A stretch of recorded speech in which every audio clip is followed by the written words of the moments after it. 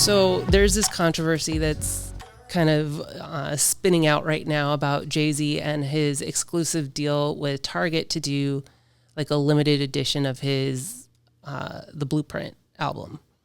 And from what it seems, the Black community is really up in arms about this because it's JayZ, and then it's what the deal is with Target, who has had, some DEI rollbacks that, the programs they had in place that when Trump came back in office, they scrapped.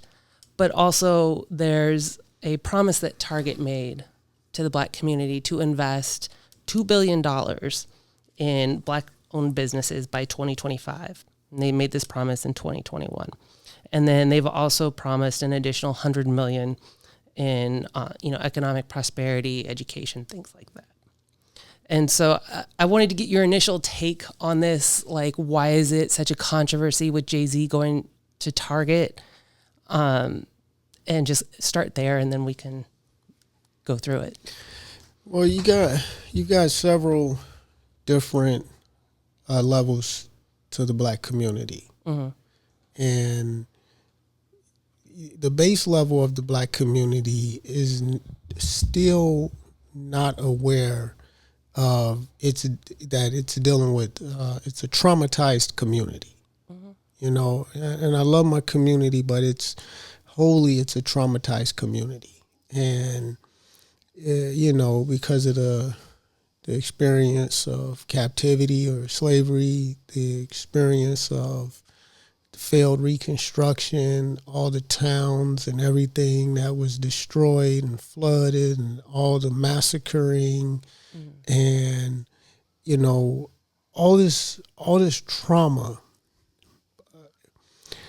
You have a portion of the Black community that doesn't realize how this can create an element of self-hate psychologically.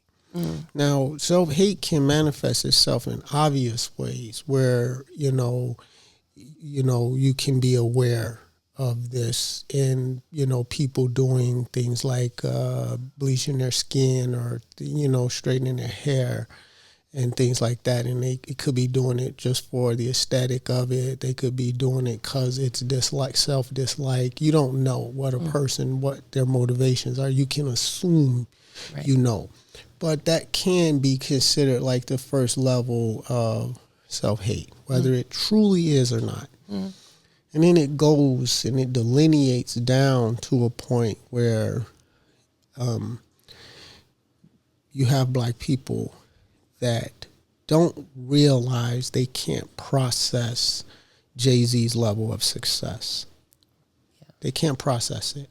Mm. And what I mean by that is JayZ makes moves that are generational. Mm-hmm. He's thinking generationally. And so, like you said, Target they honored 95%. Yeah, they've announced that early this year, 2026, they've honored over 95% of the $2 billion. They also donated $10 million to the only HBCU business and design school that's in the country, to reopen it. It was closing, and gave $10 million. The school's reopening. They've also initiated a social justice fund that works alongside the National Urban League and the African American Leadership Forum on social justice issues. So they're holding up their end of the bargain. Maybe it's not as fast because they promised this by 2025, but 95% by this year is significant. And I think it's happened in ways that the Black community is not touching them personally, and so they're not recognizing that this has occurred. They're thinking that we were promised this money and I'm not seeing anything in my pocket, and so they haven't upheld it. So, but this $2 billion is geared towards getting Black entrepreneurs or Black products on Target shelves. Yes, so this is... So you can go in as a a black consumer, you can go into Target and you can see products that are, from black entrepreneurs. Yeah. That these products, have been vetted by Target and qualifies for them to put on their shelves, and these are black-owned businesses. Yeah, it's over 500 black-owned brands. So, I mean, anything that you see in Target, it could be from a black-owned company. They've invested in this. It's also spending with black-owned vendors. So, maybe in supply chain or packaging or, ordering, anything the store needs. Like, it could be a black-owned business providing that. Also, marketing agencies, millions go into marketing. And so getting that voice. And then also construction companies, whenever you're, building a store, remodeling a store, maintenance on a store.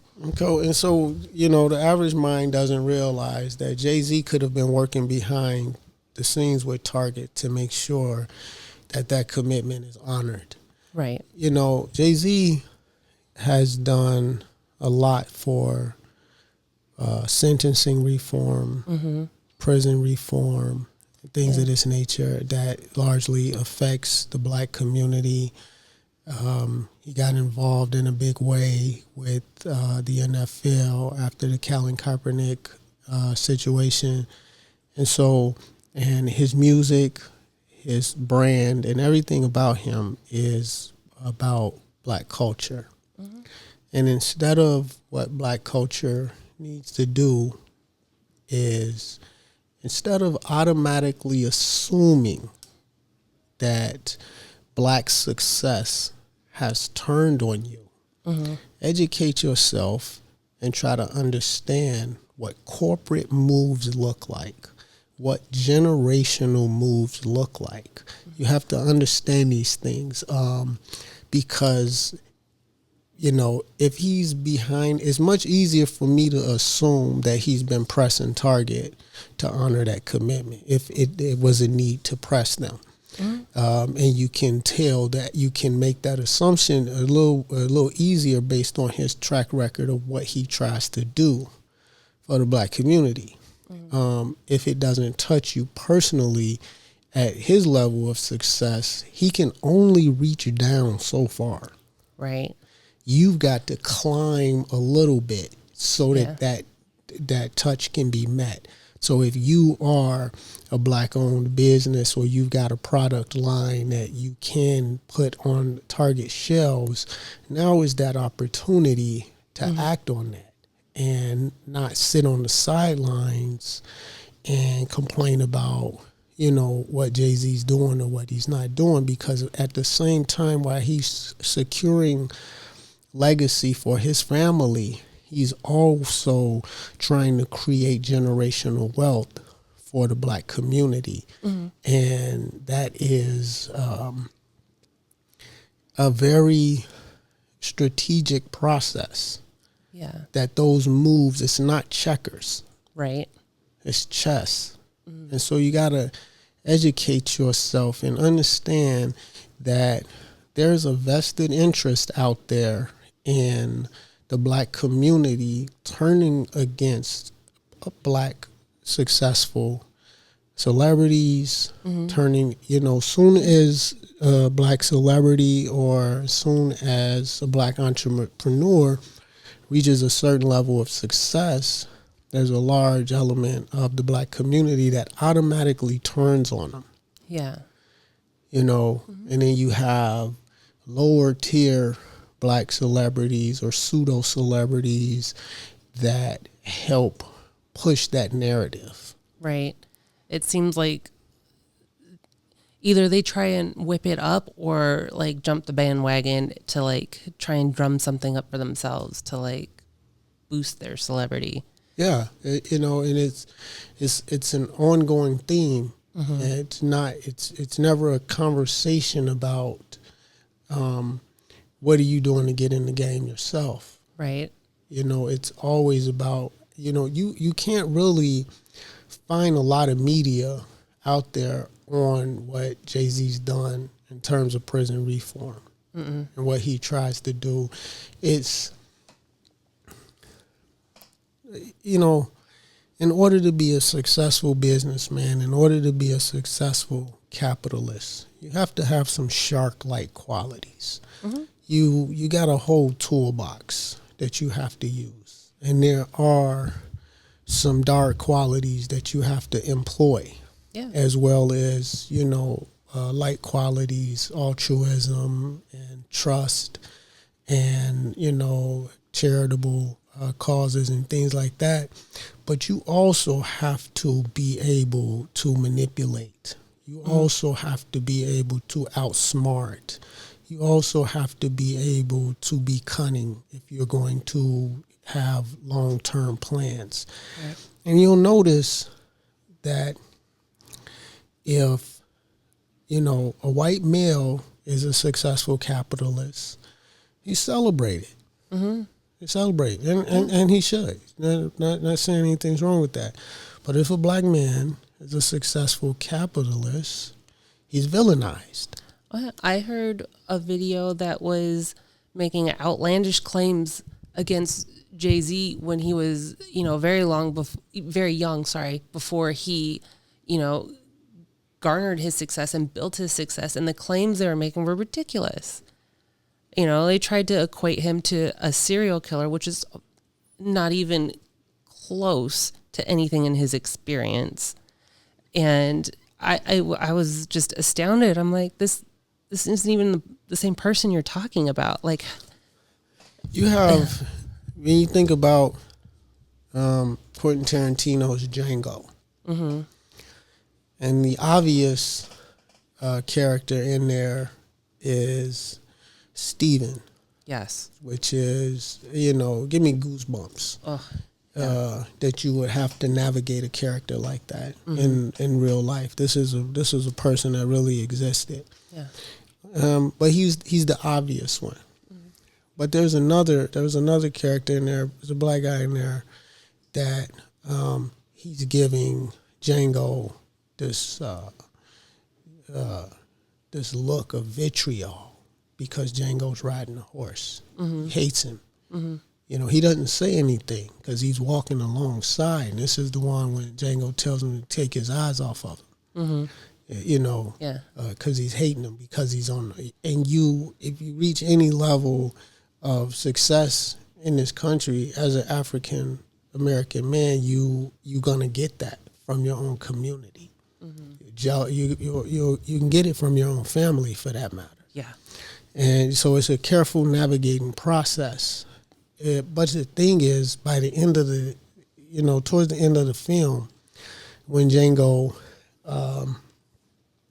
outsmarts the guys from the LeQuint-Dickey mining company, you know, and he tells him he's got this warrant in his pocket for Smitty Bacall and the Bacall gang, and he pull it out and they give Django the gun, and Django kills him, blows up the dynamite and everything. At that moment, he's riding off. He's covered in the dust, and he's riding off on the horse with the rifle in his hand. And you see the same character that was in the back of in that cage. He's looking out at Django ride off, and you can see in his eyes, and you can see in his expression on his face that he's having an epiphany. To be able to see what Django's doing at this moment, the revelation is to him that he can do that. Yeah. You see what I mean? Now he realizes what he's capable of doing. He'd never seen a Django before. Right. You see what I mean? Yeah. Steven's character chose to look at Django a totally different way. You see, you have those same personalities, that same element, it still permeates throughout the black community. So you have, the guy that realizes what a successful black man can do, like JayZ or Nas, Michael Jordan, black men that have, and the list is a great list now, that can go into the capitalist game, go into in entertainment, go into different things, and showing you what we're capable of as individuals and as a community, and you still get an element of that chooses to hate, that don't want to see you win. How does the community address that, like, holistically, to pull out of it? Or is it just, I mean, there's always like sprinkles here and there, but how do we pull out of that, the traumatization, and come above it? Or is it just time? It's not time, and I don't know that it is a process to come out of it on a community level. It's an individual thing. This is something, not just the black community, the white community, the American community as a whole. It's a time for introspection. It's a time for self-evaluation and self-remembering for everyone on an individual basis. It's a time for self-honesty. It's a time for to stop projecting your flaws and your shortcomings and your insecurities and your belief systems onto someone else. And it's a time to be able to self-evaluate in a way that you know if that's what you're doing or not. Why does JayZ's success make you feel threatened as a African American person? Yeah. Why are we talking about this infinite list of assumptions about this guy, and we can't talk about the obvious, the fact that he is doing prison reform? This is very easy to look up. Yeah. But it's much easier to go into the assumptions. It was like so many people wanted him to be a part of this Epstein thing. Right. And unfortunately, it comes from within the community. You have to go through a process of so much self-hate. And a lot of times, maybe a person doesn't know that their problem is self-hate. Right. And so when they project that onto JayZ, you don't realize it's a self-hate, that you feel threatened by a black man's success as much as the white counterpart to him that doesn't want to see his success. Right. You have, members of the white community that celebrate a African American man in this country that can have reached the levels of success that JayZ has, that Michael Jordan, Oprah has. There are some white people that celebrate that success with them. All white people aren't evil, just like all black people aren't good. And so we got to get past that and understand that about ourselves and understand that about a community. And why is it so easy to tear down one of your own? Yeah.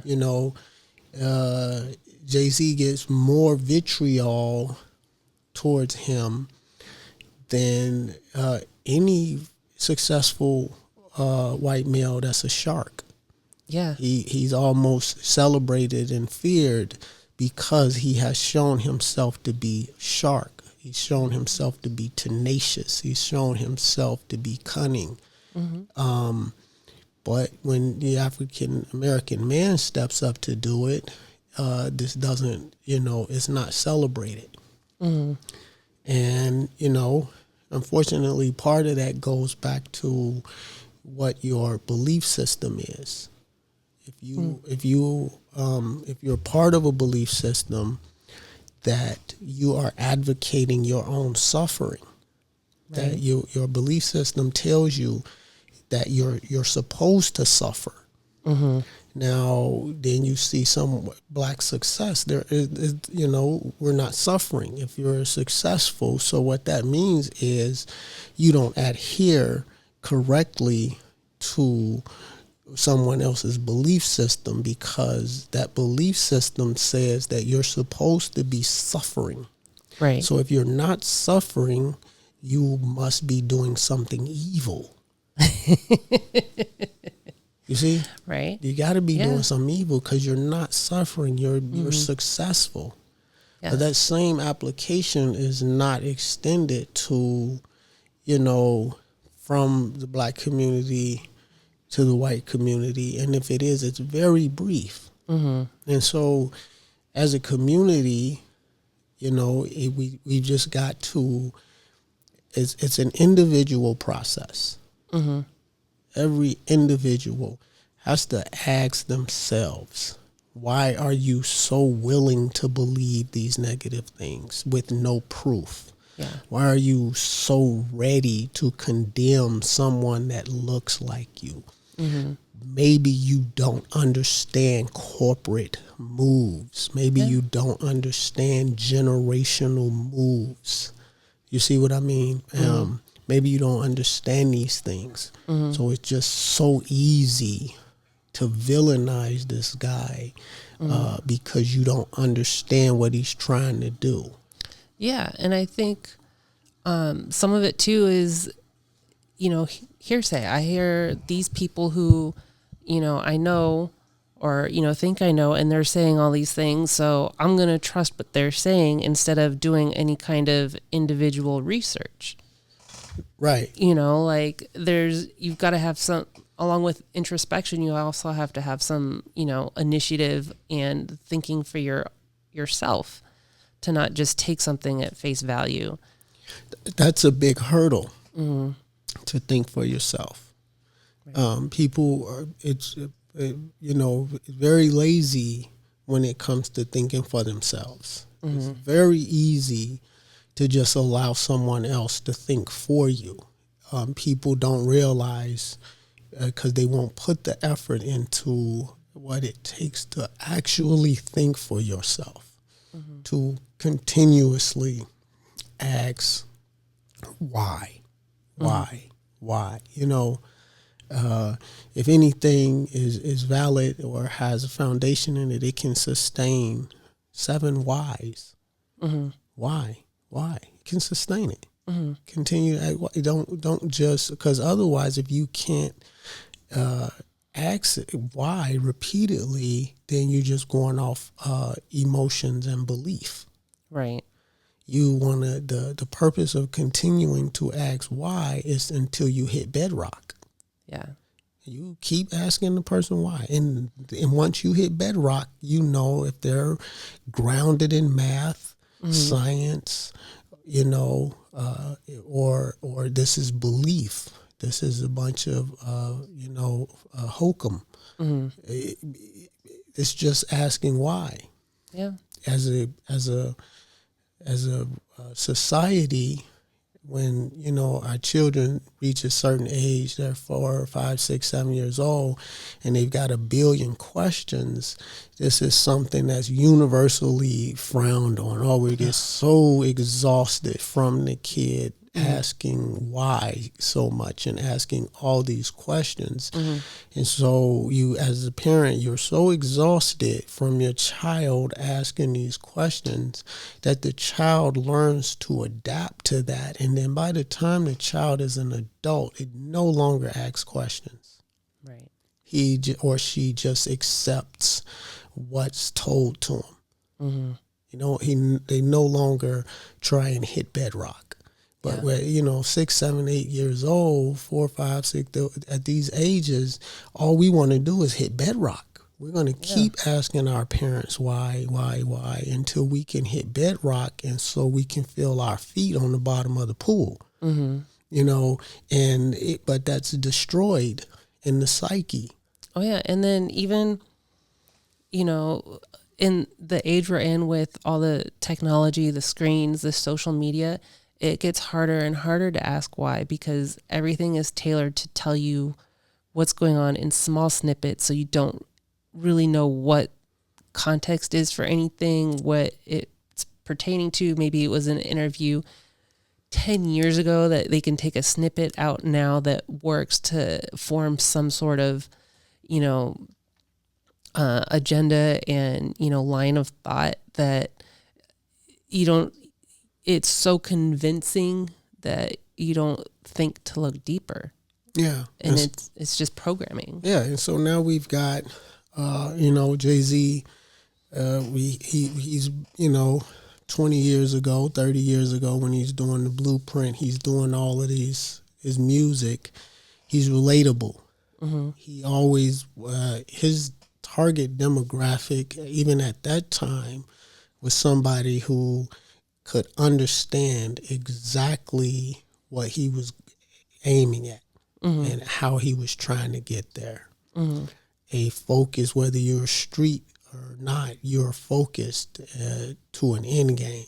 Mm-hmm. You're trying to make money and move money around, mm-hmm. and what that's like in a particular environment. Things that you have to deal with, trying to make money in the arena that you sometimes have to make money in, until he can get to a higher playing field. Mm-hmm. Now, this guy, JayZ, I think his actual music accounts for, I want to say 6% of his portfolio, his gross. Yeah, 6%. The rest of it, don't quote me, you can look that up. I remember it was a very low number. Yeah. 6 or 8% or something. The rest of it has come from business. Yeah, investment decisions, business moves, which was what he was after the entire time anyway. He always knew he was a shark. Yeah. And so, in the thing with, Dame Dash, that, like this move where, he's always talking about how he undercut Dame Dash. And, I wasn't in the room when any of this went down. So I'm not going to speak to it like I was in the room. But what I do know is sometimes business is cutthroat, more times than not. And if Dame Dash has in him what JayZ has in him, Dame Dash stands up and he proves that. Yeah, you come back for more. You create a business that can rival JayZ and show him he fucked up. Yeah. JayZ's $2 billion in, you should be $1 billion in. Yeah. You see what I mean? Or, unfortunately, from a shark mentality, and I know I have a shark mentality. It's been tested and proved. Mm-hmm. And so from a shark mentality, the JayZ decision to cut Dame Dash off, Dame Dash trajectory since then speaks to Dame Dash being dead weight. Right.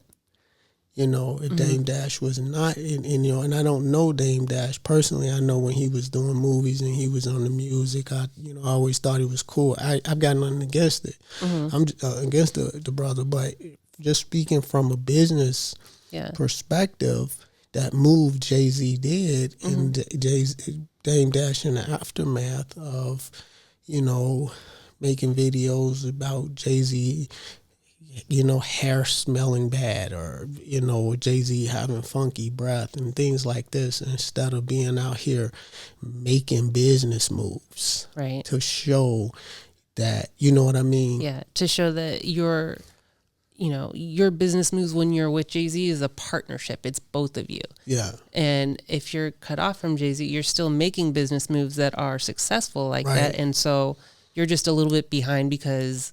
Or you're past it. Or you got ahead. Yeah. But you're still in the field. You're still in the same fucking ball game. Yeah. If you've done it once, you can do it again. If you've done it once, you can do it multiple times. Mm-hmm. You see what I mean?